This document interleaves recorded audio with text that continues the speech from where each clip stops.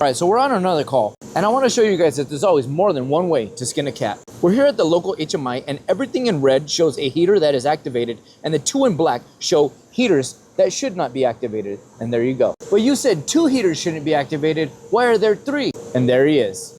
So we need to figure out why this heater right here has not been activated when it's receiving a signal to activate. So now that I gave you the backstory, the question is, do I start here or do I go straight to the panel? Or do I jump straight into black and white? That's a good question. You always want to start with what is the safest and what is the lowest hanging fruit. And in this particular case, I want the heater to remain activated while I check the fuse. So in this particular case, I want to go straight for the money shot and check the fusing. And there she is, a wet dream. So let's get into this. So I actually know from past experience that all these fuses only go to those heaters. So I could look in the manual and find the specific fuses for that heater, or I could save a lot of time by just troubleshooting all these heaters in one shot. Every one of these housings holds a single fuse, and each one of these terminals goes to the top and the bottom of that particular fuse. So I'm gonna place one probe in the bottom and one probe at the top. And then I'm gonna look at my multimeter and I'm looking for 0. Because if the fuse is good, you should be getting a reading of 0 at top and bottom terminal. And if a fuse is bad, you're gonna read whatever voltage is running through those terminals. Fuse good, read 0. Fuse bad, read the voltage running through those terminals. And in this particular case, we're running 480 volts through those terminals. So that would tell me that this fuse is bad. So by probing through these fuse blocks super quickly, I'm only gonna be looking for 0s on my multimeter. And I'll know that the minute I see a voltage on my meter, I'll know that that fuse is bad.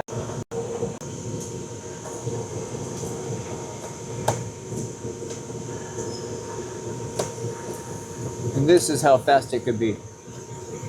Getting all those readings of 0 and checking all these fuses and making sure they're really good.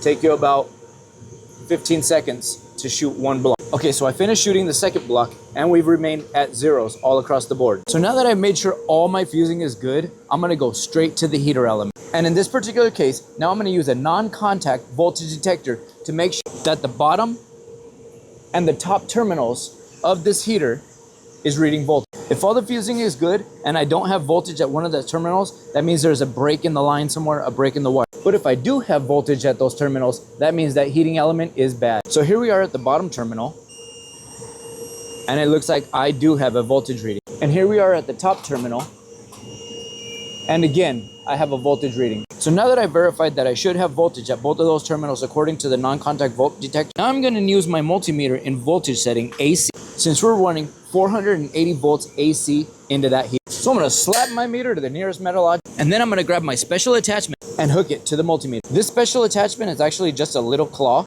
that I can use to wrap around that terminal, like so. So now that my claw is set up at the bottom and I have my meter where I can read, then I'm gonna shove my probe in here until I hit that terminal, and then I'm gonna look at my meter, and sure enough, we have 480 volts at each terminal. So that tells me that this heating element is receiving a voltage signal, and it is still not turning on.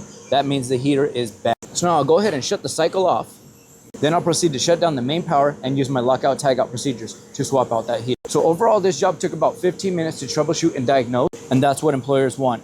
Verified, accurate, in an efficient amount of time. Ow! This kind of work has me howling at the moon on a daily basis. So until the next time, guys, stay safe out there.